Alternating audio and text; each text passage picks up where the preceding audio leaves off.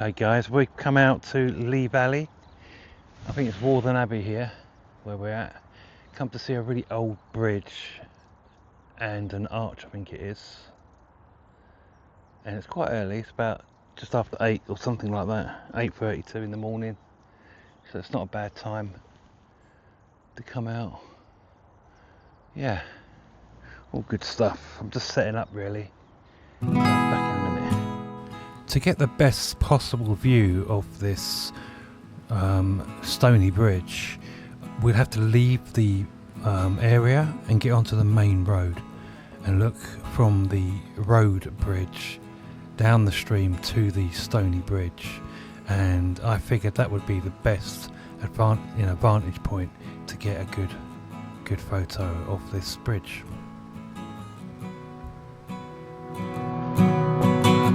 It might be a bit noisy here guys because it's the main road on the outskirts of this place. It's the only spot I think you can get a side-on view of this bridge, a proper side-on view, but it's also probably the most frequently taken shot, I would imagine. Okay, here we go. Got a few ducks here, which is good.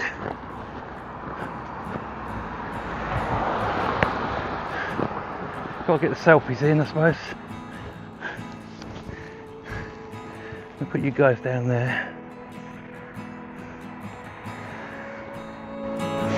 Okay guys, I'll look up the proper name for this bridge in a minute. So organised I am. Though at the time I didn't really think about it too much. The light in here was actually quite good. There was no direct sun. It was quite good light actually. And I was very impressed with the lens I was using, because 24mm you get a nice wide shot, and then straight onto the 105, and I zoomed as far in as I could. It framed the bridge really nice, and I was actually quite happy with it.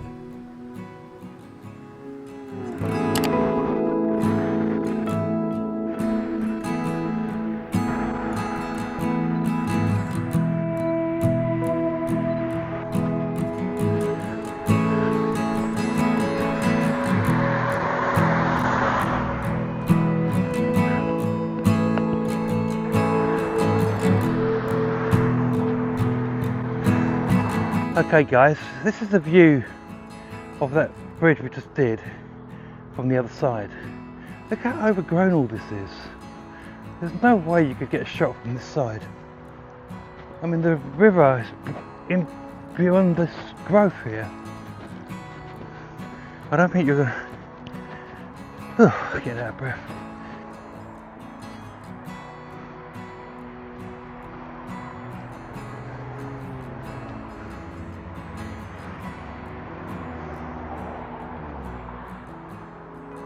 Well, it's definitely old. It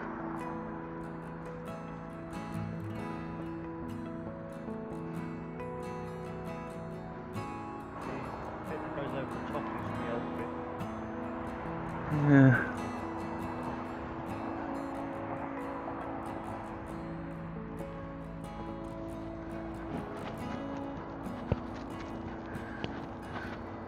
So this is the Stony Bridge. And it was constructed 1370 and spans the Cornmill Stream. So it's sometimes Stream. Yeah. So it's sometimes incorrectly known as Harold's Bridge. However, it was constructed 300 years after his death, so you know whether he can claim it's his bridge or not. You know, but the bridge carried the road from Waltham Grange, which was the monastic home farm to the other parts of the estate, and the mill, the town, and via the gateway to the abbey, which is over there. So People would cross this to get to the abbey. Yeah, so this would stop people having to wade through the water. Yeah. So it turned out that it was really a good idea to go out onto the main road and get those pictures of the Stony Bridge. As you can see here, we would never have got any of those pictures. And that's what we did, and now we ventured into the park to see what else we could get.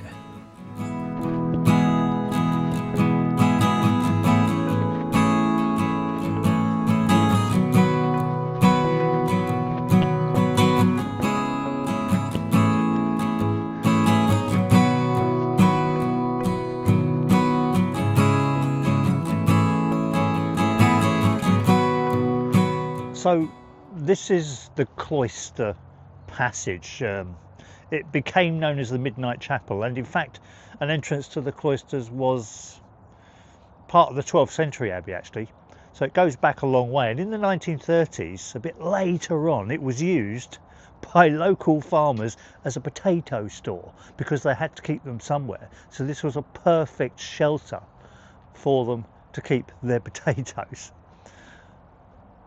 Now it's possible that it may have been put to similar use by the Denny family because they lived in the Abbey house. And if you look up to the left hand side of the doorway, you can still see remnants of the stairway, which the canons would have had to use to come down from the sleeping quarters, you know. So you can still see here the stairway, here it is.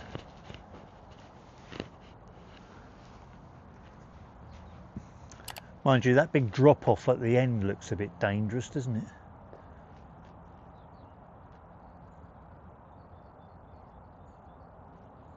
I wonder if there's any potatoes left.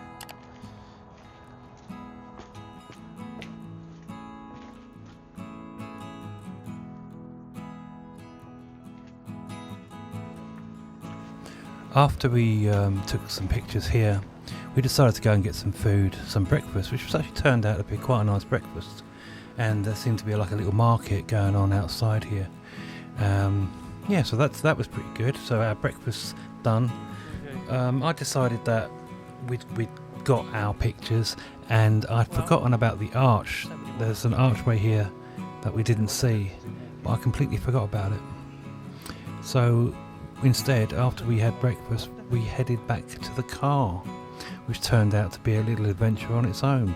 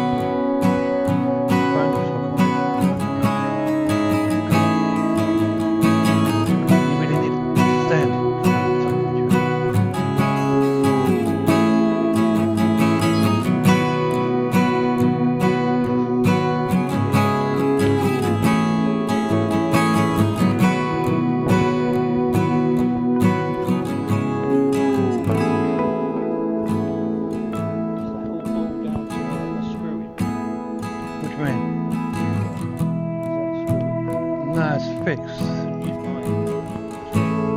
No. This machine in this car park, it just wouldn't work. It wouldn't take any input, so I couldn't put my number plate in. And as you can see from the signs everywhere, it does actually say pay on exit, but we couldn't pay because it wouldn't take our number plate. So we had to get the app installed onto our phone. Luckily Martin could get a signal and he installed the app on his phone and paid the parking. So I'm yet to see if I get a letter saying that I didn't pay even though I did. And this happens quite a lot here in the UK. You go into car parks, the cameras clock your number plate, and then the machines aren't working and you can't pay, and you end up getting a £100 odd fine through your door. So yeah, I wasn't very happy, and I don't trust these car parks. But we did pay on the app, and we got a receipt on the app, luckily.